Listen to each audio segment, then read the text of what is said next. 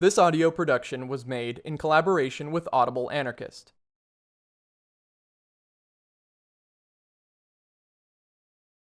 A critique of the German social democratic program.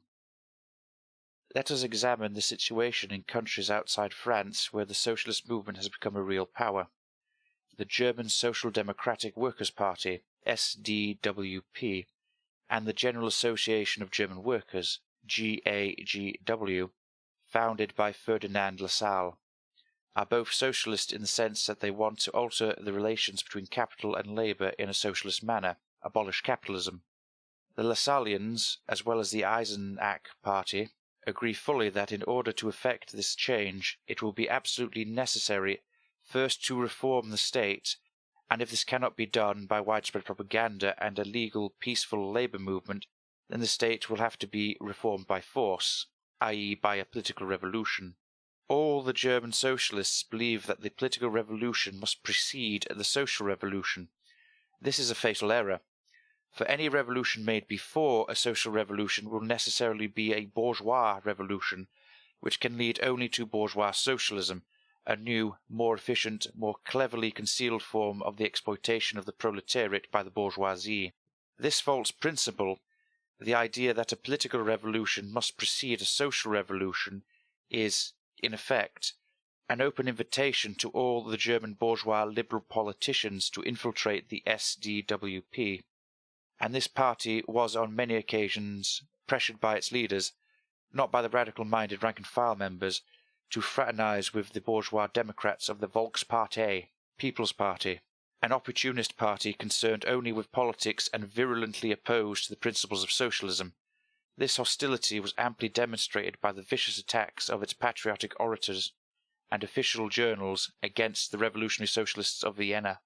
These onslaughts against revolutionary socialism aroused the indignation and opposition of almost all the Germans, and seriously embarrassed Liebknecht and the other leaders of the SDWP. They wanted to calm the workers, and thus stay in control of the German labour movement, and, at the same time, remain on friendly terms with the leaders of the bourgeois Democrats of the Volkspartei, who soon realised that they had made a serious tactical error by antagonising the German labour movement, without whose support they could not hope to attain political power. In this respect, the Volkspartei followed the tradition of the bourgeoisie never to make a revolution by themselves. Their tactics, however ingeniously applied, are always based on this principle, to enlist the powerful help of the people in making a political revolution, but to reap the benefit for themselves. It was this sort of consideration which induced the Volkspartei to reverse its anti-socialist stand and proclaim that it, too, is now a socialist party. After a year of negotiations, the top leaders of the workers and the bourgeois parties adopted the famous Eisenach program and formed a single party, retaining the name SDWP. This program is really a strange hybrid of the revolutionary program of the International Working Men's Association, the International, and the well-known opportunistic program of the bourgeois democracy.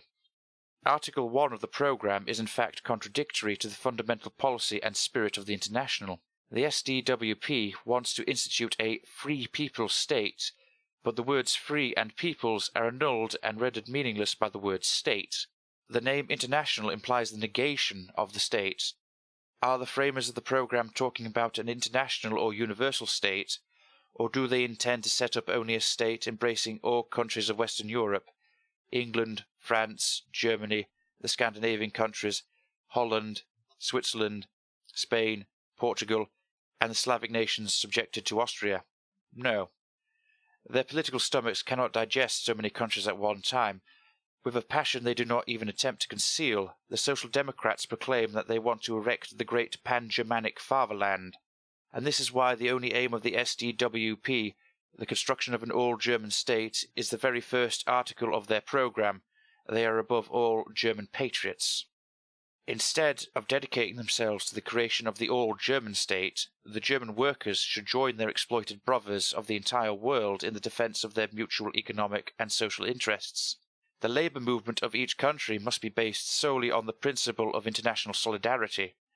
If, in case of conflict between two states, the workers would act in accordance with Article 1 of the Social Democratic Programme, They would, against their better inclinations, be joining their own bourgeoisie against their fellow workers in a foreign country. They would thereby sacrifice the international solidarity of the workers to the national patriotism of the state. This is exactly what the German workers are now doing in the Franco-Prussian War. As long as the German workers seek to set up a national state, even the freest people state, they will inevitably and utterly sacrifice the freedom of the people to the glory of the state, socialism to politics, justice and international brotherhood to patriotism. It is impossible to go in two different directions at the same time. Socialism and social revolution involve the destruction of the state. Consequently, those who want a state must sacrifice the economic emancipation of the masses to the political monopoly of a privileged party. The SDWP would sacrifice the economic, and with it the political emancipation of the proletariat, or more correctly said, its emancipation from politics and the state, to the triumph of bourgeois democracy. This follows plainly from the second and third articles of the Social Democratic Programme. The first three clauses of Article 2 conform in every respect to the socialist principles of the International, the abolition of capitalism, full political and social equality, every worker to receive the full product of his labour. But the fourth clause, by declaring that political emancipation is the preliminary condition for the economic emancipation of the working class, that the solution of the social question is possible only in a democratic state, nullifies these principles and makes it impossible to put them into practice. The fourth clause amounts to saying, "Workers, you are slaves, victims of capitalist society. Do you want to free yourself from this economic straitjacket? Of course you do, and you are absolutely right. But to attain your just demands, you must first help us make the political revolution. Afterwards, we will help you make the social revolution. Let us first, with your strength, erect the democratic state, a good democratic state, as in Switzerland, and then we promise to give you the same benefits that the Swiss workers now enjoy." Witness the strikes in Basel and Geneva, ruthlessly suppressed by the bourgeoisie. To convince yourself that this incredible delusion accurately reflects the tendencies and spirit of German social democracy, you have but to examine Article 3, which lists all the immediate and proximate goals to be advanced in the party's legal and peaceful propaganda and election campaigns. These demands merely duplicate the familiar programme of the bourgeois Democrats: universal suffrage with direct legislation by the people, abolition of all political privileges, replacement of the permanent standing army by the volunteers and citizens' militias, separation of church from state, and the schools from the church, free and compulsory elementary education, freedom of the press, assembly and association, and replacement of all indirect taxation by a single, direct and progressively higher income tax based on earnings. Does not this programme prove that the Social Democrats are interested in the exclusively political reform of the institutions and laws of the state, and that for them socialism is but an empty dream, which may at best be realised in the distant future? Were it not for the fact that the true aspirations and radical sentiments of its members, the German workers, go much further than this programme, would we not be justified in saying that the SDWP was created for the sole purpose of using the working masses as the unconscious tool to promote the political ambitions of the German bourgeois Democrats? There are only two planks in this programme which free enterprise capitalists will dislike. The first appears in the latter half of Clause 8, Article 3.